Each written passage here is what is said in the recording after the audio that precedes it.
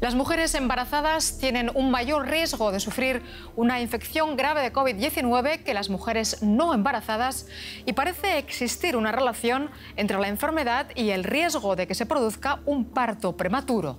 Por eso muchos médicos recomiendan la vacunación a mujeres encinta. Sin embargo, no se administra en todos los países. Mientras que en Estados Unidos, México o Israel, las mujeres embarazadas están siendo inoculadas, en otros países como Alemania solo de forma restrictiva. En Alemania no existe actualmente una recomendación oficial para vacunar contra el coronavirus a mujeres embarazadas. Las autoridades sanitarias consideran que no hay datos suficientes como para evaluar posibles riesgos para el proceso de gestación.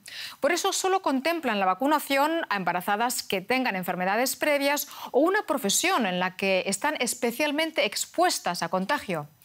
Sin embargo, el estado de Sajonia ha abierto la posibilidad a que todas las embarazadas se vacunen.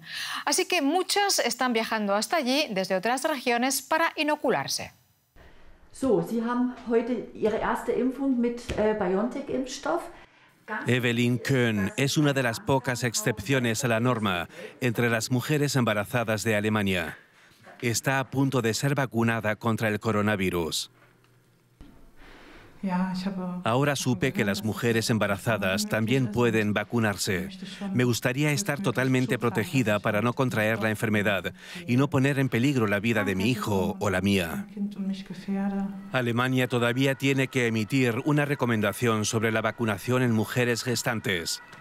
Pero el mes pasado, la Comisión de Vacunación de Sajonia dio luz verde a partir de la semana 20 de embarazo a las inmunizaciones con ARN mensajero de Moderna y Pfizer-BioNTech. Las embarazadas no experimentan efectos secundarios y el riesgo para los fetos tampoco se incrementa por la vacuna. En cambio, las infectadas sí que tienen 20 veces más probabilidades de morir por el virus. La Comisión tomó esta decisión contrastando datos de Israel, Reino Unido y Estados Unidos. La ginecóloga Cornelia Hösemann ha recibido multitud de solicitudes de vacunación. En principio, siempre vacunamos en nuestro tiempo libre, porque no podemos hacerlo durante el horario de consulta. Además, no solo tenemos pacientes de Leipzig o Sajonia, sino también de otros estados federales, por ejemplo, Renania del Norte-Westfalia. Muchas no quieren esperar a la recomendación de la Comisión Nacional de Vacunas en Alemania. Nadine Giese ha viajado desde el vecino estado de Turingia hasta Sajonia. Para mí es muy importante que la vacuna me proteja lo máximo posible. Algunos médicos en Sajonia postergan la vacunación de embarazadas hasta que la recomendación sea aprobada en todo el país. Pero el único obstáculo actual para la ginecóloga Cornelia Hösemann es la lenta llegada de las dosis. Pues sobre la COVID en las mujeres embarazadas y la vacuna, hablamos con el doctor Leonel Briozzo. Es profesor titular de la Clínica Ginecológica de la Universidad de la República y jefe del Departamento de Maternidad del Hospital Mujer en Montevideo. Doctor Briozzo, muchas gracias por atendernos. Comentábamos antes en el programa que las mujeres embarazadas tienen un mayor riesgo de sufrir una infección grave de COVID-19 que las mujeres no embarazadas. ¿Es un peligro que usted ha podido constatar? Absolutamente, es un peligro real y tangible en toda la región de América Latina y el Caribe y a nivel mundial, por supuesto. Y esto se debe, como en todas las infecciones, a tres elementos fundamentales. Por un lado, al agente que provoca la infección, el COVID. En Latinoamérica y el Caribe, y en particular en Brasil y en Uruguay, está circulando la variable P1, la variable de Manaus, que es particularmente virulenta en la mujer embarazada. Depende del huésped. Todas las infecciones dependen del estado inmunitario del huésped. En nuestra región hay una gran incidencia de obesidad y otras comorbilidades que hacen que sea grave la infección por COVID en el embarazo, y depende también de lo que se denomina lo que transmite el agente, el virus. Y acá, en esta región, lamentablemente, las medidas de distanciamiento social no han sido todo lo adecuadas y por lo tanto hay una gran circulación viral, por lo cual es muy importante la vacunación para disminuir la circulación del virus. Y mientras que hay países que han incluido a las embarazadas en los grupos prioritarios de los programas de vacunación, otros como Alemania en general no recomiendan de momento vacunar a las mujeres en cinta ante la falta de datos. En esta cuestión, ¿cómo evalúa usted la relación entre beneficios y riesgos?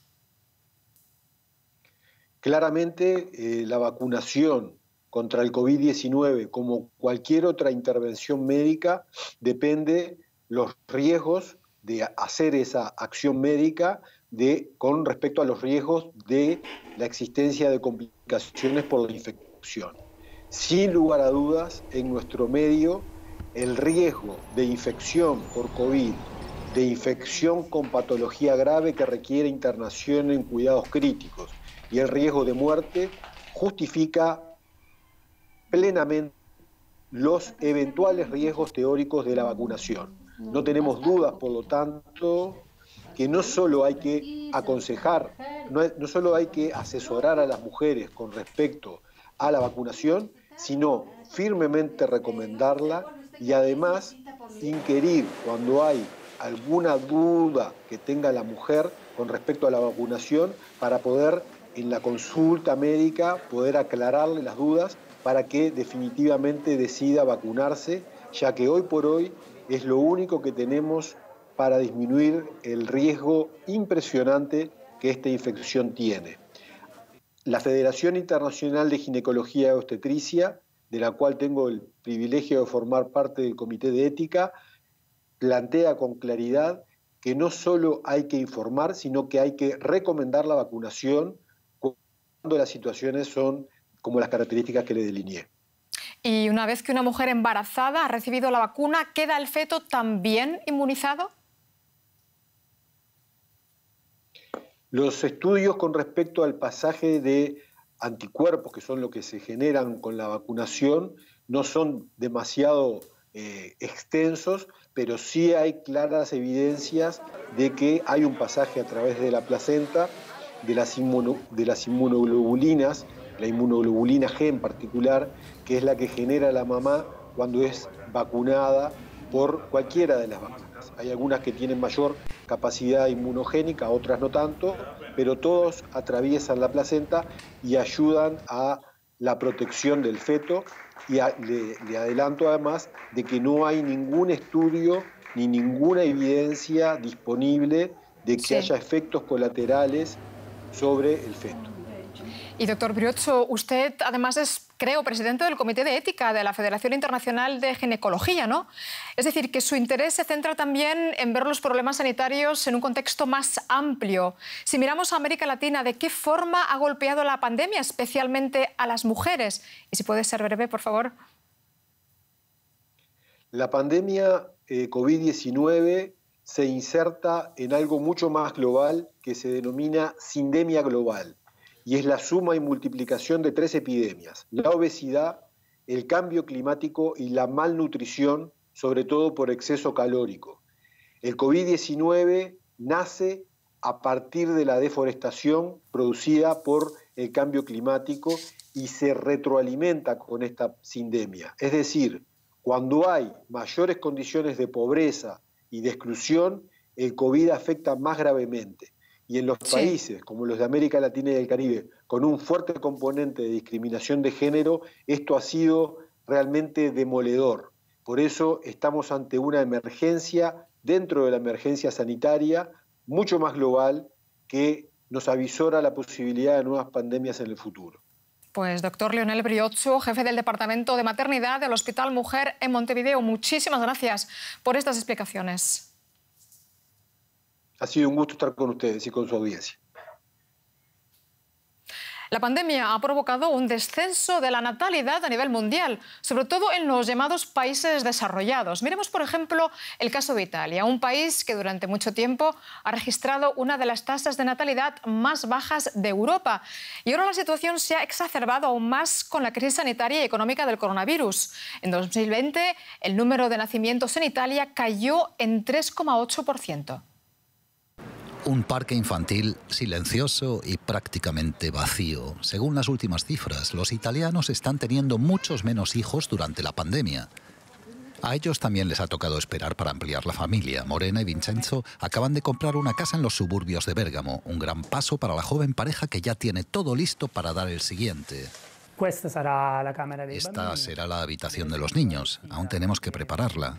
Queremos colocar 1 o 2 camas, dependiendo del tamaño. Además tenemos espacio en el piso de abajo que podría convertirse en otra habitación infantil. Vincenzo y Morena pensaron en casarse el verano pasado justo antes de mudarse, pero tuvieron que posponer la boda debido a la pandemia. Y tener hijos antes es algo impensable para ambos, católicos devotos. Para nosotros el matrimonio significa unirse y formar una familia propia. El orden natural es boda, casa, familia y niños. La mudanza debería haber ido después de la boda, pero tuvimos que invertir el orden. Pese a que los motivos difieren, lo cierto es que cientos de miles de parejas italianas han tenido que olvidar temporalmente su deseo de tener hijos. En Italia, la tasa de natalidad ha alcanzado un mínimo histórico. Ya antes de la pandemia, el país estaba muy por detrás de sus vecinos. La media de la Unión Europea en 2018 era de 1,55 niños por mujer. En Suecia se situaba en 1,76, en Alemania en 1,57. Y en Italia, el segundo país en la cola, la media era de apenas 1,29 nacimientos por mujer. En opinión de la socióloga Giulia Rivellini, aún es pronto para determinar con certeza qué provoca el descenso de las cifras italianas. Es probable que la pandemia haya afectado a la vida sexual de las parejas. También la inseguridad económica parece posponer la decisión de tener hijos. Creo que a la hora de tener hijos, las parejas jóvenes italianas priman ahora lo económico sobre lo emocional. Hay preocupación por el futuro de los niños. Comprar una casa, posponer el matrimonio y trabajar a tiempo completo. Por el momento, Vincenzo y Morena tienen suficientes obligaciones. Pero ellos siguen queriendo formar su propia familia cuando llegue el momento adecuado. Y hasta aquí nuestro especial sobre la COVID. Gracias por su confianza y cuídense mucho. Hasta pronto.